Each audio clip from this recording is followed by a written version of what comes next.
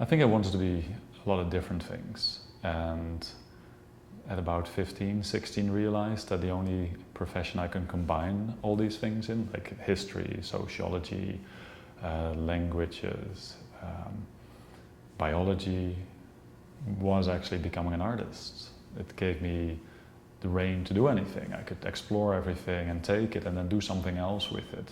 So the research aspect of it was quite interesting, but I also wanted to do something else than just writing about something and wanted to visualize it.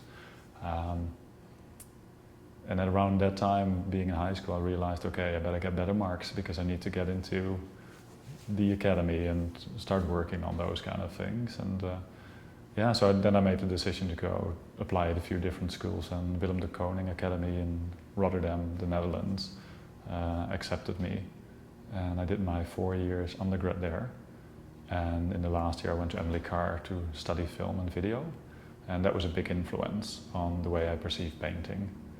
I've seen it when I was younger in Rotterdam. It's in the Boijmans van Beuningen Museum. And it's something you don't realize it at that time. And then years later it's like, okay, something was there. And then I started to think more about participation and what it means to be a spectator. And I started looking again at some of these images which were kind of in my mind. And this one kept popping out, as in the painting itself, to me, felt like it was talking about a decision you have to make as an individual, even though it's in part a religious painting. It seems to be that the decision making, which was very clear in previous paintings, this is the good path, this is the bad path, you choose the good path, was gone in this painting. There's so much hesitation in this man looking over his shoulder to something which potentially is harmful or bad, and then the pasture at the other end, which obviously must be where he's going. But there's so much hesitation in it that it became, to me, something which is very much talking about the human condition, and especially later on where doctrine falls away, or maybe doctrine has a different place again in 21st century life. That personally, that was to me that struggle. What is the right decision? And maybe there is no right decision. It's the path and how you maneuver in that situation which is important. And to me, this painting is extremely contemporary in that, talking about the human condition, and that there is no black, no white, there is no right or wrong decisions per se. Everybody has reasons why they do certain things or respond to different things. I've been working on this idea of spectatorship, and when do we become a participant? And that relates to the way we view art.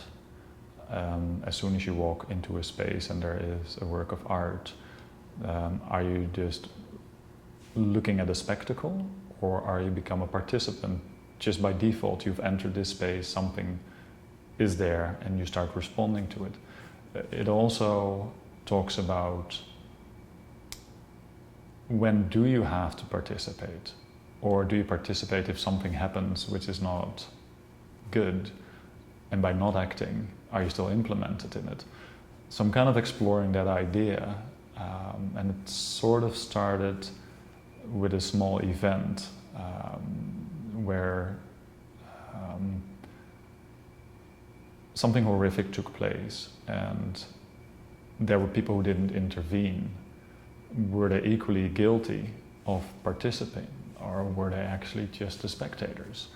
So that became very complicated, and I wanted to see if I can work with that idea in history. And then the stadium pieces came to mind. It could be an event which is great and all these happy things happen.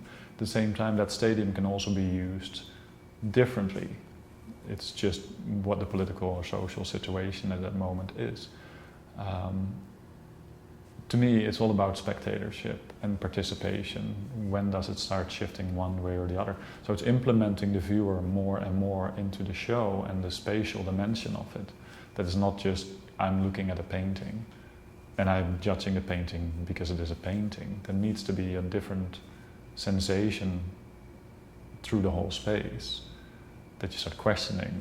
I'm not just looking at things anymore, something else is happening.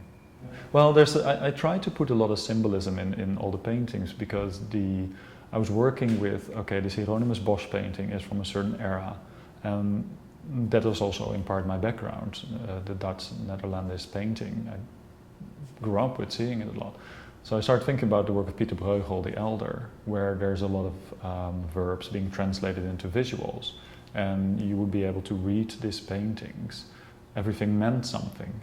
So the language had a connection to the visuals. And I didn't want to just work with that, but try to find equivalent symbolism which are, to me, personal, but also based in society at large. So these little things which were going into the paintings are visuals, but they're also symbols for something else. So if there's a frog, the frog has, it's actually a toad, so there's a long history of alchemical processes, but they're also indicators of the environment. They're amphibians, so they really quickly respond to change in environment, and they're indicators of something. So I put that in, and then it's like, okay, if I work with one creature, then I need to work with other creatures as well, that all the paintings respond to each other. And the piles itself, they talk about history. Something has gone before my response to this. Something went before this painting. There's the history of art, but there's also the history of humanity. And then these piles are, to me, intriguing because there's these abstract constructions. There's all these things happening with them. But then I can rearrange it and they become shelters. You can actually go into some. And is art something which can give shelter? Can it take you away from a certain place and put you into another place that you don't really think about the outside anymore? And just playing with that constantly, I start finding these connections, and these little narratives between the paintings start to happen. And they have to be seen in relation to the hands as well, and the stadiums, because the hands become very intimate and very small, and it's also something we experience. And I want to capture that in some way. So the paintings with the debris can talk more about a historical event, as do the stadium pieces, but then the hands kind of bring it down to a very personal level, a lot more intimate situation. And the situation in the space itself, where all these paintings do that, they all trigger something in the other painting. Even though the style might be completely different, they don't just stand by themselves. It's a good combination of working and research and being very intuitive. I listen a lot to other people's stories, and I want to incorporate that in the work. I'm not that interested in it even being my work. Like, there's a lot of interactions between people, stories, how they grew up, and I just get intrigued by that, and I find little things in that, which then I try to give form and shape. It's not just an illustration of what they say or what I read or what I directly observe. It needs to become something else. To a large degree, I'm really intrigued by the sense of the poetic. What is that, and how can it be translated into visuals? That you experience something, and there's something you can't quite put your finger on. So I think most of my days are, some days are definitely I'm doing work in the studio and I'm working on it, and then I take a lot of breaks. I'm reading, I'm looking at things. I just go out and meet friends, and we talk about things, and we talk about these ideas. And I just all take it in. It's not just me struggling through all these things to get it happen.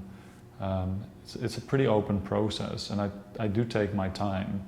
But at the same time, there is definitely days or weeks where it's non-stop painting, because I just need to get it out. I need to actually visualize it and see if it works, because it might not necessarily work. And that's, kind of what's going on. Just doing things, and something happens, and something else, and something else.